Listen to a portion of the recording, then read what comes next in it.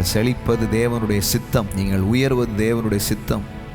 உங்கள் செழிப்புக்காக உங்களுக்கு உதவும்படி தேவன் இருக்கிறார். தேவனே, நான் என்னுடைய வழிகளிலும் என்னுடைய பாதைகளிலும் நான் முன்னேறி நான் வரணும் அப்படின்னு நீங்கள் விரும்பும்போது, அதை நீங்கள் கேட்கும் பொழுது, நான் சொல்கிறேன், நிச்சயமாய் கர்த்தர் உங்கள் வாழ்க்கையை செழிக்க வைப்பார். நீங்கள் விரும்புங்கள், ஆழமாய் விரும்புங்கள். உங்கள் விருப்பம் கீழானதாக இல்லாமல் உங்கள் விருப்பம் மேலானதாக இருக்கட்டும். உங்கள் பகுதிகளில் நீங்கள் தான் செழிப்பின் அடையாளங்களாக நீங்கள் இருக்க போகிறீர்கள். உங்கள் தேசத்துக்கு நீங்கள் தான் செழிப்பின் அடையாளங்களாக நீங்கள் இருக்க போகிறீர்கள். கடவுள் உங்களை அப்படி தூக்க போகிறார். நீங்கள் அதை ஒரு லட்சியமாக வையுங்கள், அதை ஒரு குறிக்கோளாக வையுங்கள், அதை பாருங்கள். இதெல்லாம் கர்த்தர் விரும்புகிறார். கர்த்தர் விரும்புகிற ஒரு காரியத்தை நீங்கள் விரும்புகிறீர்கள். அதில் என்ன தவறு?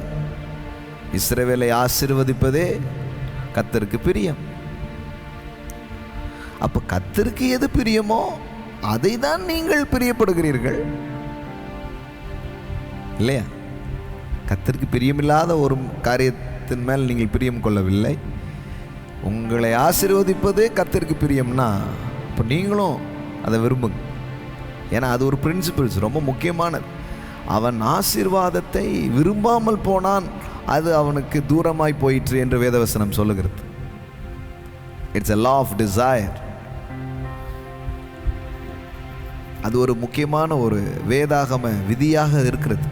நீங்கள் விரும்பணும், ஆழமாய் தீவிரமாய் நீங்கள் விரும்புவது அவசியமாக இருக்கிறது. அப்போ சிலர் கையில் வராமல் போனது காரணம் அவங்க விரும்பலை. நீ விரும்பணும். நடக்கிறது நடக்கட்டும் பிரதர், அப்படி யோசிக்கக்கூடாது. எனக்கு வேணும், அது ஒரு விஷனாக வைங்க. நான் சொல்கிற விருப்பன்றது ரொம்ப ஆழமானது. ஏதோ மனசில் வந்துட்டு போகும் ஒரு எண்ணமாய் அல்ல, தீர்மானமாய் அது இருக்கட்டும். ஐஸ்வர்யத்தை தீர்மானியுங்கள்.